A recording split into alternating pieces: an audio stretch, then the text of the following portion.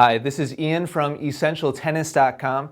Welcome to this video lesson in which we're going to be talking about serve and volley tactics for doubles specifically. And I want to thank Rashid for writing in via email with this topic suggestion. I did a separate video on singles tactics for serve and volley as well. Be sure that you watch that. Serve and volley is still very viable for singles, but for doubles, really it's necessary.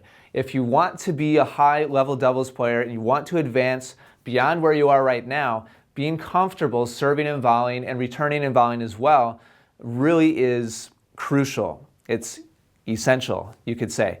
Now, serve and volley might not necessarily always be a winning tactic. It might not, some tennis pros will say you have to serve and volley every time, always pressure. That's not true. Sometimes it's not going to work for a wide variety of reasons, namely your opponent's strengths and weaknesses. But if you're not comfortable doing it, then you're going to be leaving points on the table in the long run. I can promise you that. So it's something you must work on and become comfortable doing. So let's break this up into serve and volleys. Serve, very similar to singles. Number one, you must be comfortable hitting to all six target areas, and really it's 3 on each side. You've got your out wide serve, your body serve, and your T serve on both the do side and the ad side. I'll erase these to keep it less confusing. And each serve that you have, whether it be a spin serve, flat serve, kick, slice, whatever, you should be able to hit to all 3 targets.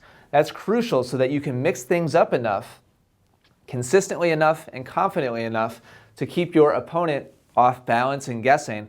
And also, you never know where their strength or weakness is going to lie. Some opponents will love it when you give them T serves. Others will love it when you hit out wide. Some will hate the T, some will hate out wide. You never know. And so for each individual match, you need to be confident hitting all 3 targets. It's very, very important. I also recommend that you hit mostly heavy spin. You don't have to always hit that, Rashid. But heavy spin on your first and second serves is going to give you a higher serve percentage overall. It's also going to give you a little bit more time to move in and get a little bit closer on your first volley or half volley. So keep that in mind. When it comes to volleys, just like on the singles video, I'm going to give you just a very simple general guideline to follow when it comes to aiming your volleys. If you have a neutral or defensive volley, that means maybe you're deep in the court, you're in no man's land, hitting your first volley, which is perfectly fine, by the way, depending on the speed of your serve and the speed of the return. If you're deep in the court, if you're hitting a low volley, you're hitting a half volley, or you're getting stretched way out, when you're in neutral or defensive, you want to avoid this opposing net player at all costs because they are in an offensive position. You should be aiming that shot, that neutral or defensive shot, away from that net player and towards the baseline player if you have the choice. Now, even if they're both at the nets, there's going to be one or the other, more than likely, that's in a little bit more defensive of a position and a little bit more offensive of a position. You want to hit towards the person who's more defensive so that we don't give our opponents a ton of opportunities. On the other hand, when you are close to the nets, and you have a high volley, you should be taking that shot and hitting it in the direction of the person closest to you because they have the least amount of time to react, and you're going to win the highest percentage of points that way. If you hit an offensive shot in the direction of a defensive player, well, you're giving your opposing team the best possible chance to stay in the points. Don't do that. That is one of my biggest pet peeves strategy-wise when I watch doubles teams is they'll get opportunity after opportunity and keep going back to the baseline player, which makes no sense.